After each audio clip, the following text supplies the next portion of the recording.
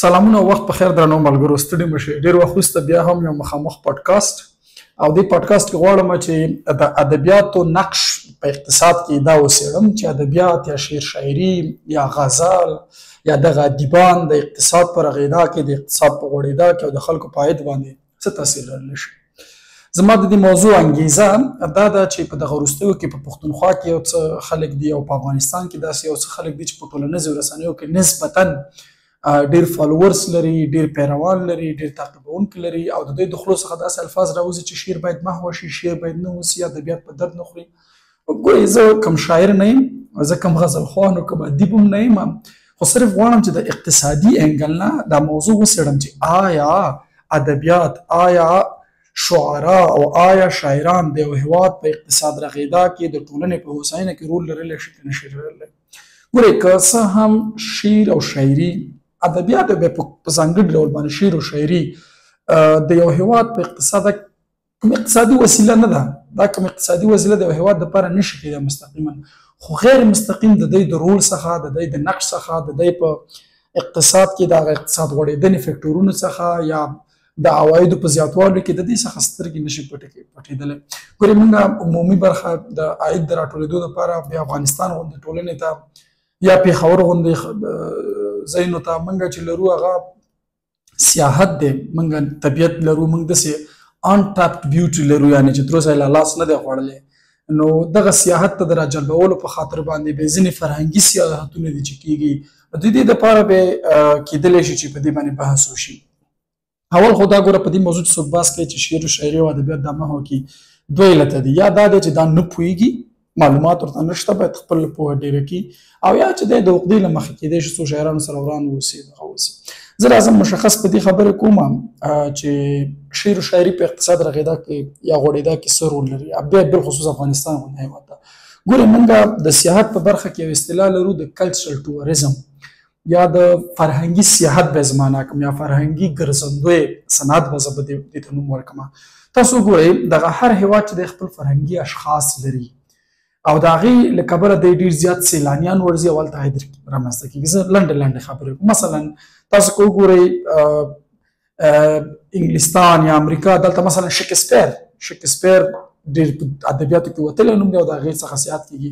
یا که ډېر لرې لاړ نه شو زموږ استاذ د خواته ایران هېواد چې وګورئ د سعدي او حافظ او سعدي شیرازي او د دې د مقبرو او د زیارتونو څخه ډېر عاید لاسته راوړي.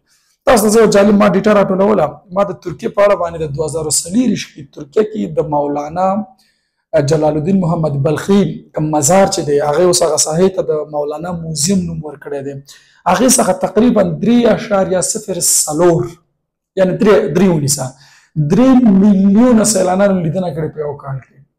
3 میلیونه نو وانډې والا چې ته شعر شاعري او اشعار او شعرا محوه کې 3 میلیونه کسان په خوله یادېږي چې $1000 هم هر یو ځان سره راوړي څوک شول که درته ووایم وبایم منئ 3 میلیارده ډالر شول په یو کال کې. د مولانا رومي د مقبرې څخه څومره کسانو لیدنه کړې؟ اوس که مولانا رومي پروموټ نشي، د هغې اشعار ونه ویل شي په مجلسونو کې، سندرې پې جوړې نشي، مجلسونه پې جوړ نشي، فرهنګي حلقې کښېني، نو دا څنګه پروموټ کوي؟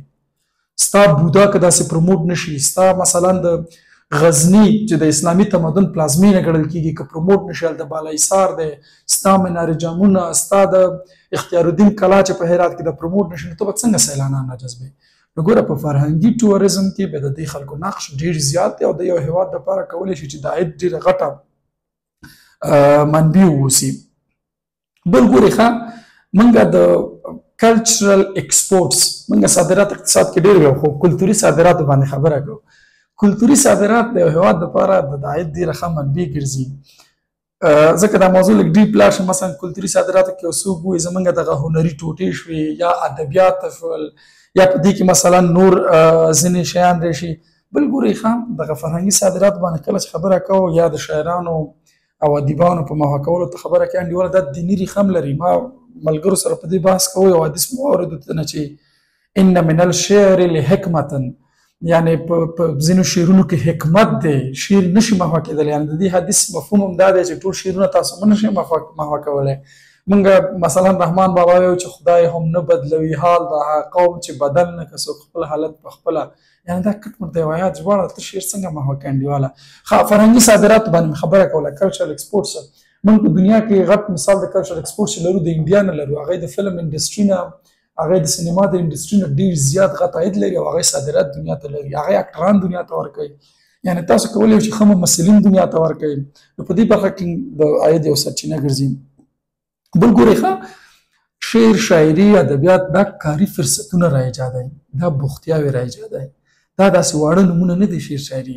د دې په نتیجه کې کتابونه به چاپېږي، مجلې به چاپېږي، تلویزیوني خپرونې به کېږي، راډیوي خپرونې به کېږي، حتی ژورنالیزم که زه غلط نه شم د ادبیاتو زه به یوه برخه وګڼم. په دې کې ډېر ډېر ښه کدرونه منځته راځي، دی خلکو ته بوختیاوې رامنځته کوي، فرصتونه ایجادوي.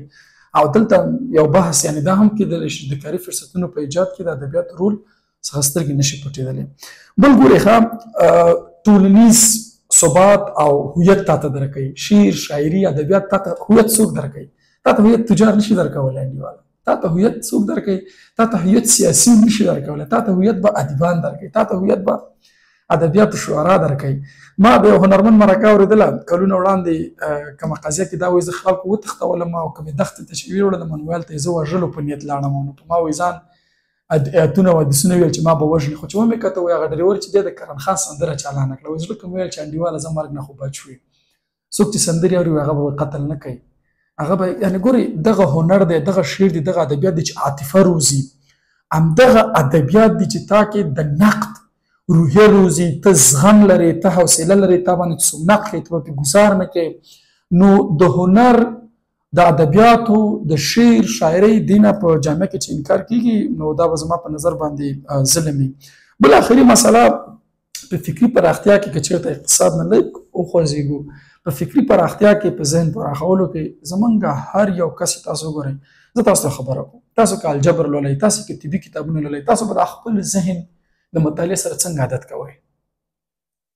ته به یو لنډه کیسه رالي چې و نه یو پاچا و ناست په مرغانچه و، ته به ځان د مطالعې سره په دې کیسو عادت کړې. یا و نه یو پاچا و د لور نوم یې غونچه و چی و انډیواله، ته به ذهن د ورو مطالعې سره په دې په فولکلوریکو داستانونو عادت کړې. ته چې خپله لور هغې ته کیسې راوړې چې هیله ده، دا هیله یې رنګه که، دا هیله یې په اوبو کې ځي، دا ګوره دا ټول ادبیات دي، دا ټول د شاعرانو تخلیق دی، دې څخه انکار نشي کېدلی. یعنې که ته غواړې چې ستا لور ډاکټره شي، ته به پرې اول سټپ چې دی ادبیات کیسې او ناولونه چې فولکلوریکي کې، ته که غواړې چې ستا زوی انجینر شي، پاچا شي، وزیر شي، ته د ادبیاتو څخه انکار نشي کولی. هغه ټولنې چې په ادبیاتو، په شعر، شاعرۍ او په دې باندې پراخه سرمایه ګزاري کوي، د هغوی فکري پراختیا ډېروي.